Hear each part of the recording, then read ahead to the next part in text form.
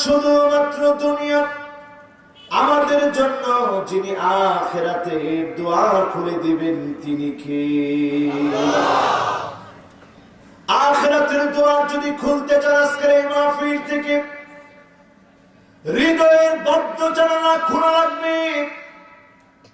হৃদয়ের বদ্ধ জানালা যদি খুলে ফেলতে পারেন, আজকের এখান থেকে যদি আল্লাহর গোলাম হওয়ার নিয়ত করতে পারেন, এই মাহফিলটা যদি শেষ মাহফিল হয়, আল্লাহ পাক যদি নাজাতের ব্যবস্থা করে দেন, এই একটা মাহফিলকে জীবন পরিবর্তনের জন্য যিনি যথেষ্ট বানায় দিতে পারেন তিনি কি?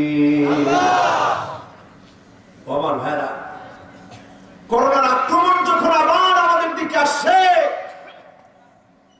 একটা বার চিন্তা করেন আমার ভাইরা, আওয়ালা ইয়ারাউনা আন্নাহুম ইফতানুনা ফি কুল্লি আমিন মাররা আও মারাতাইন। প্রত্যেকটা বছর আল্লাহ রাব্বুল আলামিন একবার কিংবা দুইবার পরীক্ষা নিয়ে থাকে। আজকে তাকায় দেখেন, চারদিকে যখন করোনার ভয়াবহতা বাড়ছে, খোদ আমেরিকার একটা ভিডিও দেখলে আপনি কাঁদবেন। যুক্তরাষ্ট্রের ভিডিওর কথা বলছি, যেই ভিডিওতে দেখা গেল সুপার শপগুলোর ভিতরে খাবার নাই, খাবার শূন্যতা দেখা দিয়েছে। বিপদের পর বিপদ চলছে পৃথিবীবাসীর উপরে। তাকায় দেখেন আমার ভাইরা, দাবানল ফেটে পড়েছে, সমুদ্রের পৃষ্ঠে দাবানল ফেটে পড়ে 800 কিলোমিটার পর্যন্ত আওয়াজ ছড়িয়ে পড়েছে। কি কারণে দাবানল ছড়িয়ে পড়লো? বিকট আওয়াজ ঘটলো, এখনো ভূতত্ত্ববিদরা তথ্য দিতে পারছে না। একটার পর একটা বিপদ যখন পৃথিবীব্যাপী ঘটছে, সারা দুনিয়া যখন তটস্থ হয়ে যাচ্ছে, একটা বার চিন্তা করেন, আল্লাহ আমাদেরকে ভালো রেখেছে, করোনা দেয় নাই। আমি আপনি প্রতি মিনিটে 6 লিটার করে অক্সিজেন নিচ্ছি। একদিনে আমি আপনি 8640 লিটার অক্সিজেন নিচ্ছি। এত বড় নিয়ামত আল্লাহ দিচ্ছে। আজকে যদি আপনার করোনা হয়, মারাত্মক আকার যদি ধারণ করে, বুক ফুলে যাবে, নিঃশ্বাস নিতে পারবেন না। আপনি পদে পদে বুঝবেন এক একটা নিঃশ্বাসের দাম কত বেশি। এত দামি নিঃশ্বাস, এত দামি অক্সিজেন যিনি বিনামূল্যে দিয়ে দিয়েছেন তিনি কে? আল্লাহ। প্রতিদিন কত লিটার? 8640 লিটার অক্সিজেন আল্লাহর গোলামদেরকে আল্লাহ দিচ্ছেন। সুবহানাল্লাহ বলবেন না? আমি তো চিন্তা করি, আল্লাহ এই 8640 লিটার অক্সিজেন প্রতিদিন আপনি দিচ্ছেন, এই অক্সিজেনটুকুর জন্য যদি আপনি শুধু চাইতেন যে একবার করে সেজদা দাও, তাহলে কয়টা সেজদা লাগতো? 8640টা সেজদা লাগতো। আল্লাহ যদি বলতেন কিচ্ছু লাগবে না, একবার করে আলহামদুলিল্লাহ বল, 8640 বার আলহামদুলিল্লাহ বলা লাগতো। এত বড় নিয়ামত যিনি বিনামূল্যে আমাকে আপনাকে হাদিয়া করে দিলেন তিনি কে? কয়জন আল্লাহরে চিনলাম? করোনা যখন প্রথম প্রথম আসছে, তখন মসজিদের গেটগুলা বন্ধ হয়ে গেছে। মসজিদের গেটগুলা যখন বন্ধ হয়ে গেছে, অনেক মুসল্লির ভিতরে তখন আগ্রহ বেড়ে গেছে। আরে নামাজ পড়তে পারলাম না, এই তো মনে হয় কিয়ামত চলে আসতেছে। এখন আবার যখন একটু সুস্থ ছিলাম, মানুষগুলো আগের মতোই গুনাহ করা শুরু করেছে। আবার গান বাজনা, মদ, রং, তামাশা, জেনা, ব্যভিচার, জুলুম, নির্যাতন বেড়ে গেছে। ঠিক কিনা? আবার করোনা যখন আমাদেরকে থাবা দিচ্ছে, আজকে স্পষ্ট এই কথা বুঝে নেন, করোনা যাওয়ার জন্য আসে নাই। করোনা তখন বিদায় নিবে, এর চাইতে বড় বিপর্যয় আসার সময় যখন হবে তখন করোনা বিদায় নিবে। কারণ আমরা মানুষেরা এমন চরিত্র এখন আমাদের, করোনা তখন যাবে, এর চাইতে বড় বিপদ যখন আসবে তখন করোনা বিদায় নিবে। এমন সময় আসতেছে আমার ভাইরা, ফালিয়ারতাকিবু ইনদা যালিকা রিহান হামরা, বাতাসের সঙ্গে আগুন আসবে, আগুন আসবে, আগুনে ঘর বাড়ি ক্ষেত খোলা সব পুরো ছারখার হবে। জালজালা মানে ভূমিকম্প আসবে, খাসফান ওয়া মাসখা, একটা পর একটা ভূমিধস আসবে, যেই দাবানল ছড়িয়ে পড়েছে সমুদ্র পৃষ্ঠ থেকে। আজকে যদি ভারত সাগরের মধ্যে এমন একটা বিপর্যয় ঘটে, গোটা বাংলাদেশ সহ তছনছ হবে। আপনার ইন্টারনেট থাকবে না, সেখানে ইন্টারনেট যোগাযোগ বন্ধ হয়ে গেছে। একটার পর একটা বিপর্যয় আসবে। বিপর্যয় গুনাহ থেকে বাঁচার জন্য নিজেদের মনটাকে পবিত্র করেন, গুনাহ থেকে নিজেকে হেফাজত করেন, ঈমানের উপরে সাবেত থাকেন। যদি আপনি এই অবস্থায় মৃত্যুবরণ করেন, যিনি আপনাকে আপন করে নেবেন তিনি কে? আমার ভাইরা, আমার বন্ধুরা, আল্লাযীনা ইত্তাখাযু দীনাহুম লাহওয়া ওয়া লাইবা,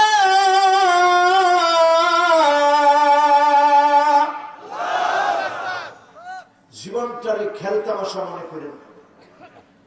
ওয়াগাররাতুহুমুল হায়াতুদ দুনিয়া, দুনিয়ার চাকচিক্য যেন আপনাকে ভুলে না ফেলে। আজকে একটা সাদা কাপড় পরে আমি বসছি, উপরে একটা চাদর গায়ে দিয়েছি, দেখছেন আপনারা? একটা চাদর আর সাদা একটা পাঞ্জাবি পরে বসছি। এই যে চাদরটা পরছি, নিচে সাদা একটা কাপড়, আমরা পছন্দ করে চাদরটা কিনছি, পছন্দ করে জামা কিনি, পছন্দ করে বোতাম লাগাই, ডিজাইন দিই, কত রকমের জামা পরি। একটা বার চিন্তা করে দেখেন আমার ভাইরা, দুনিয়ার চাকচিক্য একদিন ফুরে যাবে। চক্ষুটা যেদিন বন্ধ হয়ে যাবে, আপনি যেদিন আপন আপন আপন বলে কাউকে খুঁজবেন, কাউকে সেদিন পাবেন না। এমন একটা সময় আসবে আমার ভাইরা, কাফনের কাপড় আপনাকে পরায় দিবে, আপনি পছন্দ করতে পারবেন না, আপনার পছন্দের বাহিরে কাপড় পরাবে। সারা জীবনের জন্য একটা কাপড় নিয়ে যাবেন, আপনার পছন্দের বাহিরে কাপড়টা পরায় দেওয়া হবে। সেই জীবনের জন্য প্রস্তুতি কয়জন নিয়েছেন আমার ভাইরা? সারা দুনিয়া ব্যাপী মাজলুমদের জন্য দোয়া হয়, দোয়া এখন কবুল হয় না। আমরা প্রতিনিয়ত দোয়া করি, দোয়া কবুল হয় না। কেন কবুল হচ্ছে না? 10টা কারণে আমাদের দোয়াগুলা কবুল হচ্ছে না। কয়টা? শুনবেন কয়টা? 5টা শুনে কে কে চলে যাবেন হাত তুলে। এক মুরব্বী হাত তুলে পরে দেখেছে। তো আমরা শুনবো কয়টা? 5টা আঙ্গুল উঠাই দেন তো দেখি। মাশাআল্লাহ। শুনবো কয়টা? লিল্লাহি তাকবীর। জোরে লিল্লাহি তাকবীর। কয়টা শুনবেন? 10টা। মনগুলা মরে যাচ্ছে এখন, কয়দিন বাঁচে আমরা জানি না। হাতগুলা নামা, বলার আগে আপনার নামায় ফেলছে। সিরাজগঞ্জের মানুষ অনেক ভদ্র মানুষ, তো আপনার ভদ্র মানুষ না? বাংলাদেশের নামগুলা দেখবেন আর আপনাদের নামগুলা দেখবেন। সিরাজগঞ্জ, সিরাজ মানে কি? সিরাজ মানে সিরিয়াস।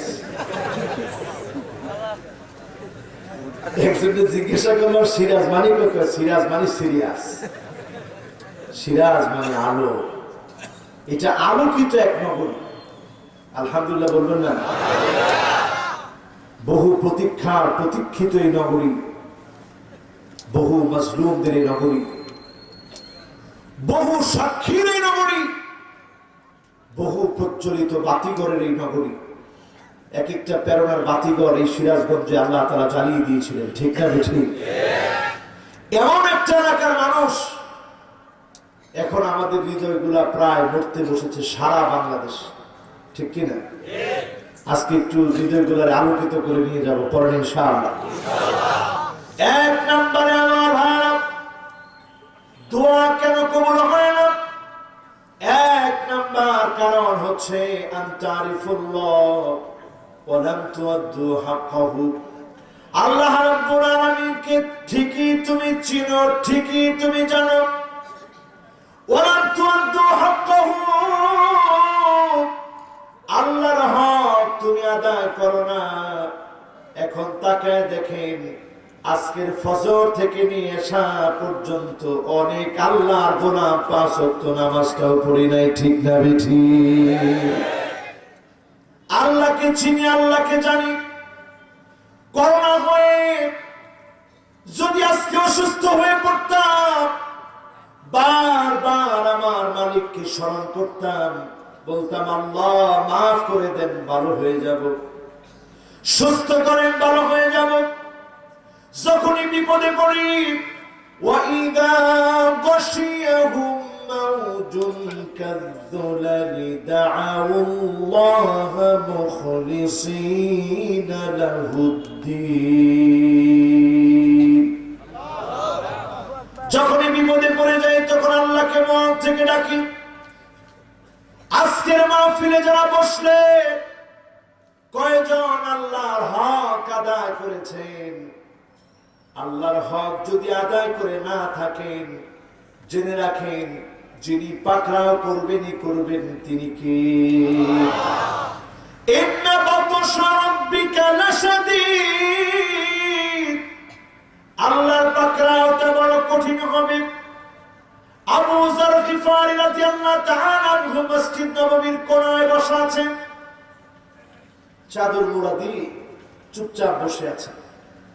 জিবরিল আলাইহিস সালাম এসে বলছে, ইয়া রাসূলুল্লাহ, ওই যে কোণায় একজন বসা আছে, আপনারা যেমন চিনেন আসমানওয়ালারা এর চেয়ে বেশি চিনে। জোরে করে সুবহানাল্লাহ। আল্লাহর নবী অবাক হয়ে গেলেন, কেন এমন হলো? আবু যরকে এত বেশি কেন চিনে? ইয়া রাসূলুল্লাহ, তার বিনয়ের কারণে চিনে। আর যখনই সময় পায় আবু যর গিফারী আল্লাহর ভয়ে আল্লাহকে চিনে, বারবার পড়ে ফেলে কুল হুয়াল্লাহু আহাদ আল্লাহুস সামাদ লাম ইয়ালিদ ওয়া লাম ইউলাদ ওয়া লাম ইয়াকুল লাহু কুফুয়ান আহাদ। আবু যর গিফারী কুল হুয়াল্লাহু আহাদ সূরা ইখলাস পড়ে আর নিজেকে বড় বিনয়ী বানিয়েছে। এজন্য আবু যর গিফারীকে যিনি দামি বানায় দিয়েছেন তিনি কে? আবু দারদা রাদিয়াল্লাহু তাআলা আনহু যার উপাধি ছিল হাকিমু হাযিহিল উম্মাহ, এই উম্মতের অন্যতম একজন জ্ঞানী প্রাজ্ঞ ব্যক্তি ছিল আবু দারদা রাদিয়াল্লাহু তাআলা। তিনি যখন ইন্তেকালের পূর্ব মুহূর্তে স্ত্রী এসে বললেন, আপনি তো বড় নেককার, বড় দিনদার, আপনার কোনো চিন্তা নাই। ওনার কপালটা ঘেমে যাচ্ছিল। ইমানদারদের মৌতের কালে কপালটা ঘেমে যায়। আবু দারদার কপালটা ঘেমে যাচ্ছিল বারবার। স্ত্রী যখন এই কথা বললেন, আপনি বড় দিনদার, আবু দারদা বললেন, না না উম্মে দারদা, এমনটা বলো না। আল্লাহ পাকের কুদরতি দুইটা হাতের ভিতরে, এক হাতের ভিতরে ঈমানদারদের প্রাণগুলো রেখেছে, আরেক হাতে বেঈমানদের প্রাণ রেখেছে। আমি জানি না আমার প্রাণ ইমানদারদের সাথে না বেঈমানদের সাথে? তুমি সিজদা গিয়ে পড়ে পড়ে দোয়া করো, আল্লাহ পাক যেন ঈমানের হালতে কবুল করেন। উম্মে দারদা দেরি করে নাই, একটা দৌড় মেরে জায়নামাজ নিয়ে আল্লাহর কাছে ফরিয়াদ করা শুরু করলো, আল্লাহ আমার স্বামীকে ঈমানের হালতে ডাকটা দিন। একটু পরে চিৎকার শুরু হলো, ও উম্মে দারদা কোথায় আছেন? ও উম্মে দারদা কোথায় আছেন? আপনি আসেন, আমরা শুনতে পেয়েছি আবু দারদা কালেমা পড়তে পড়তে দুনিয়া থেকে বিদায় নিয়েছে। যার জীবনের শেষ কালেমা জবান দিয়ে উচ্চারিত হবে, মান ক্বালা লা ইলাহা ইল্লাল্লাহ দাখালাল জান্নাহ, লা ইলাহা ইল্লাল্লাহ পড়তে পড়তে যে মারা যাবে, ওই লোকটাকে যিনি জান্নাতে প্রবেশ করায় দিবেন তিনি কি? আল্লাহর একটু চিনে, এই করোনার সময় আল্লাহর একটু চেনে, আল্লাহর ভয় নিজেদের মনটাকে প্রকম্পিত বানান। 5 ওয়াক্ত নামাজের সময় হাজিরা দেন। এমন সময় আবার আসতে পারে মসজিদগুলা বন্ধ হয়ে যাবে। বায়তুল্লাহ হাজিরা উমরা করতেছিল, কখন না জানি আবার সব বন্ধ হয়ে যায়। 2টা বছর হাজিরা হজ করতে যেতে পারে নাই, সারা দুনিয়ার হাজিরা কেঁদেছে। এখন সুযোগ খোলার পরে আবার ওমিক্রন এসেছে। আল্লাহর কাছে ফরিয়াদ করেন, আল্লাহ আমরা ভালো হয়ে যাব, গুনাহ ছেড়ে দেব। যদি বান্দা গুনাহ ছেড়ে দেয়, বিপদ থেকে যিনি হেফাজত করবেন তিনি কে? আজকের মাহফিল থেকে প্রথম কি কথা দিতে পারেন আল্লাহরে চিনবেন? রাজি আছেন? ইনশাআল্লাহ তো জোরে কয় না, কি আপনাদের হয়েছে কি? ইনশাআল্লাহ মোহাম্মদ নিয়ে বলেন ইনশাআল্লাহ। মাশাআল্লাহ, আমি দেখতে পাচ্ছি ঝাঁকে ঝাঁকে তরুণ আসতেছে, বাট আয়সা তাড়াতাড়ি বসা পড়ো। হ্যাঁ, এখনো তাকায় দেখে যে হুজুর তো মনে আমারে কয় না, তোমারই বলতেছি বসো। এবার একটা একটা কিরে কারে কয়? হ্যাঁ, ও এই মাদ্রাসা ছাত্র? না না না, আমি কি করি দেখে বুঝতেছেন, ওইগুলা ছাত্র। ঠিক আছে, আলহামদুলিল্লাহ, লিল্লাহি তাকবীর। আল্লাহর চিনবেন, রাজি আছেন? হাসান বসরি রাহিমাহুল্লাহ তিনি বলতেন, মান আরাফা যামবাহু ফাকাদ আরাফা রাব্বাহু। আপনি যদি আপনার গুনাহগুলোকে চিনেন, গুনাহগুলোকে যখনই চিনবেন আপনার ভিতরে যন্ত্রণা তৈরি হবে। এত এত গুনাহ কেমন করে আমি করলাম, এত এত অন্যায় কেমন করে করলাম। আপনি যখন গুনাহগুলোকে চিনবেন, দয়াময় যে মালিককে আপনি চিনে ফেলবেন তিনি কি? আজকে থেকে একটু গুনাহগুলোকে চিনেন। কত গুনাহ হয়েছে আমার, শুধু জিহ্বা দিয়ে আগে ধরেন, এই জিহ্বা দিয়ে মিথ্যা বলছেন কত, গীবত করছেন কত, চুগলখড়ি করছেন কত, ওয়াদা খেলাফ করছেন কত, মিথ্যা কসম করেছেন কত, আরেকজনকে খারাপ নামে ডেকেছেন কত, গালিগালাজ করেছেন কত, মুখ দিয়ে মানুষকে কষ্ট দিয়েছেন কত, কত মানুষের নামে মিথ্যা সাক্ষী দিলেন, নিরপরাধ মানুষকে অপরাধী বানালেন।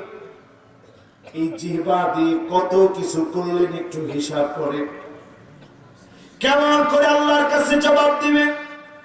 গুনাহ সম্পর্কে সচেতন হয়ে যান, আপনি আল্লাহকে চিনতে পারবেন। আজকের এই মাহফিল থেকে নিয়ত করে ফেলেন, যতজন আল্লাহকে চিনবেন ঘর পর্যন্ত যাবেন, আপনার ইবাদতের স্বাদ আপনি পেয়ে যাবেন। চক্ষু বন্ধ হবে, যিনি জান্নাতের নিয়ামত দিতে দেরি করবেন না তিনি কে? কয় নাম্বার? আস্তাগফিরুল্লাহ। কয় নাম্বার বাকি আছে? আরো জোরে, রাত বাজে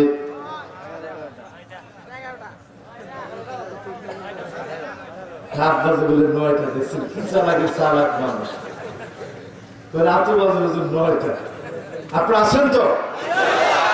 প্রথমটা একটু বেশি লম্বা করছি, পরের গুলো এত লম্বা করবো না, তাড়াতাড়ি বলবো ইনশাআল্লাহ। জোয়ান একজন কই যায় এখনই? মাশাআল্লাহ, জোয়ান একজন কি এখন চলে যাচ্ছে? এটা হয়? আপনারা থাকবেন তো ইনশাআল্লাহ? লিল্লাহে তাকবীর। মাশাআল্লাহ, তাহলে 1 নাম্বার গেল। এবার কোন নাম্বার? 2 নম্বরে আমার ভাইরা, ওয়া আনতুম তাকরাউনাল কুরআন ওয়া লাম তা'মালু বিহি। এই কোরআন তোমরা পড়ো, কিন্তু এই কোরআন দিয়ে তোমাদের জীবন পরিবর্তন হবে, রাষ্ট্র পরিবর্তন হবে। এই কোরআন তোমাদের সংবিধান হতে পারে। ওয়া লাম তা'মালু বিহি। অনেক মুসলমানের সন্তান এটা বিশ্বাস করে না, ঠিক না বেঠিক? এই জন্য সারা দুনিয়াতে মুসলমান মার খাচ্ছে। ওয়ালাম তা'মালু বিহি। এই কোরআন দিয়ে রাষ্ট্র পরিবর্তন করা যায়, এই কোরআনকে সংবিধান বানানো যায়, এই কোরআন দিয়ে রাষ্ট্র চালাবে, জুলুম নির্যাতন নিপীড়ন হয় না, ঠিক না বেঠিক?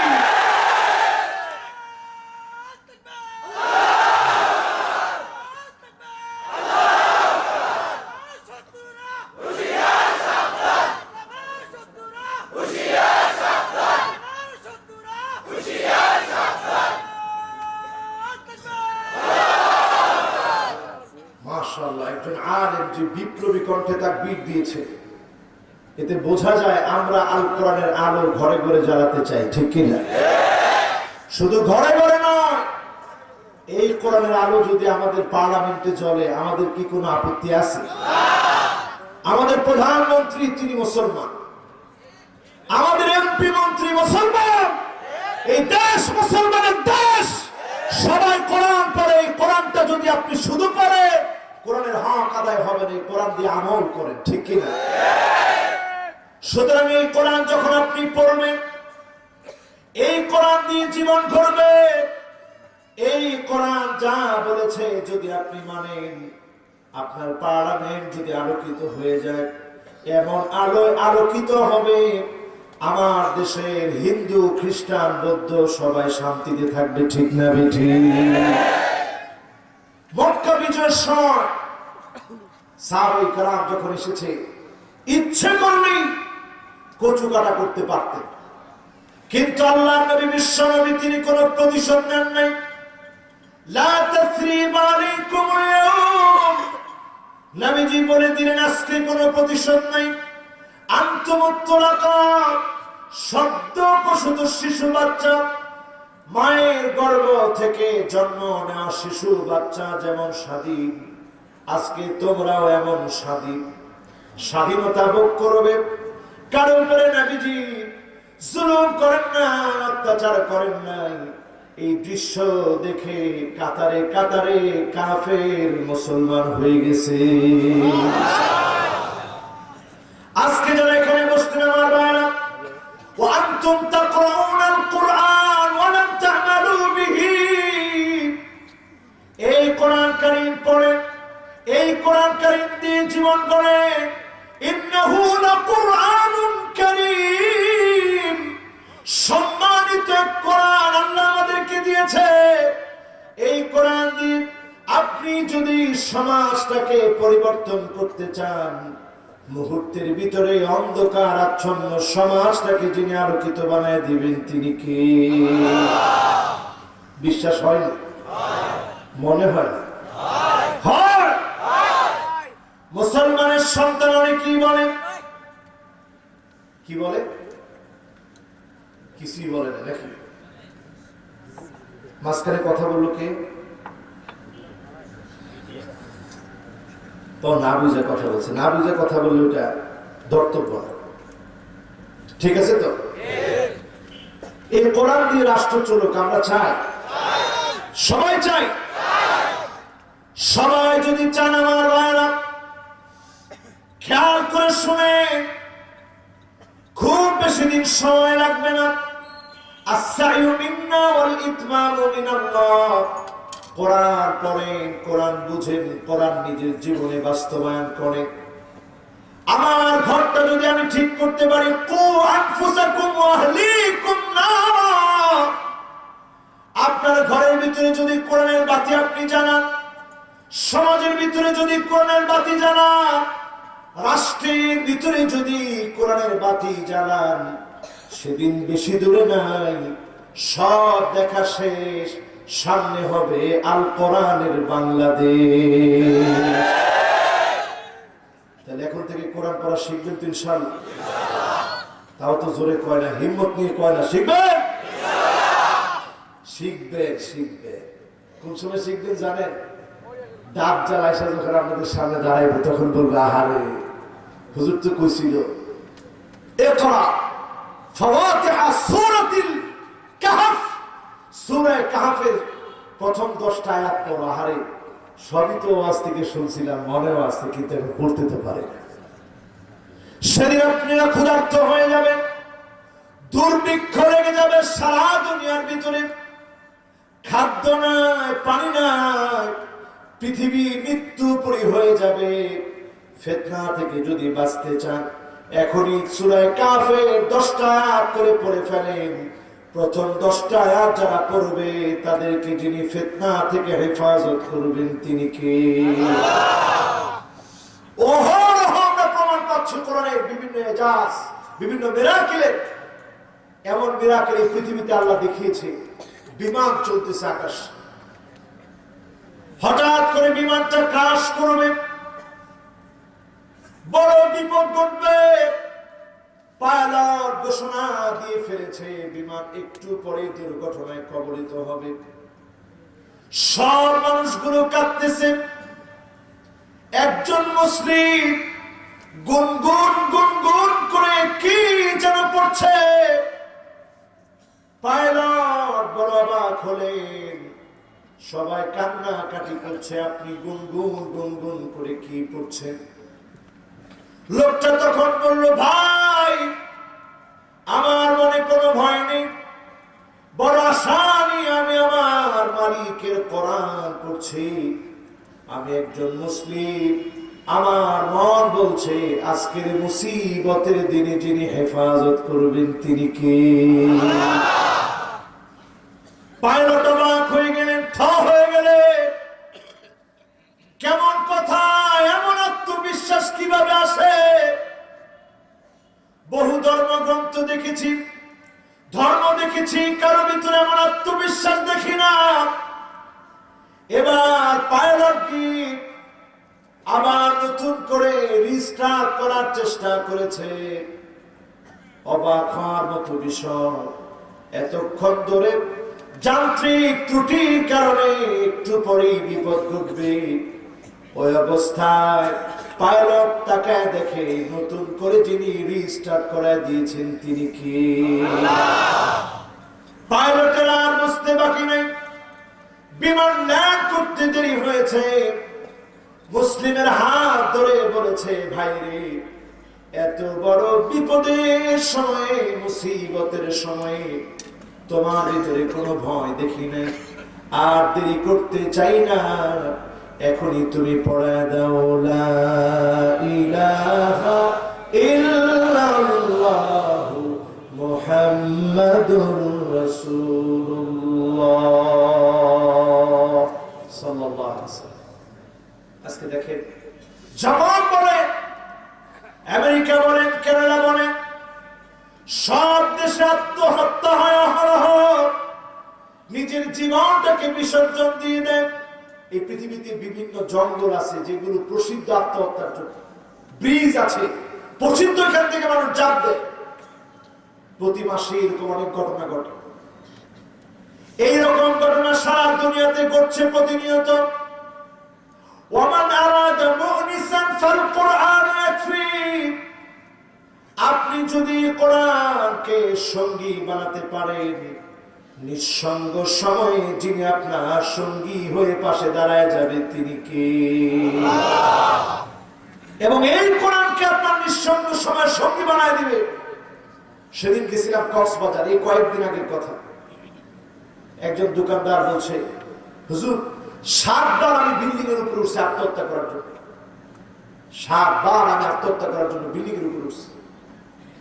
7 বার উঠার পরে 7 বারই ছোট্ট হাফেজে কোরআন আমার ছেলের কথা মনে পড়ে গেছে। আহারে, আমার ছোট্ট ছেলে হাফেজে কোরআন কেমন করে থাকবে, কাকে বাবা বলে ডাকবে। অভাবের মধ্যে পড়ে গিয়েছিলাম।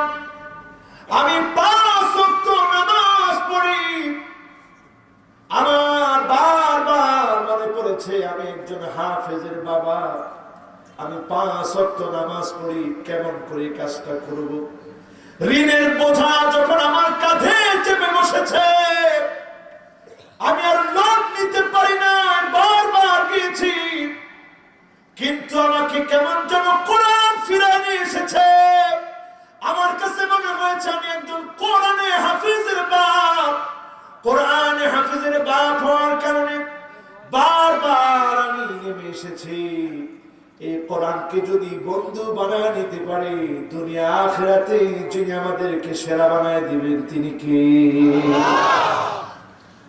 2 নম্বর যে কারণে আমাদের দোয়া কবুল হচ্ছে না, আমরা এই কোরআন পড়ি কিন্তু এই কোরআন অনুযায়ী চলি না, আমল করি না। ঠিক না বেঠিক?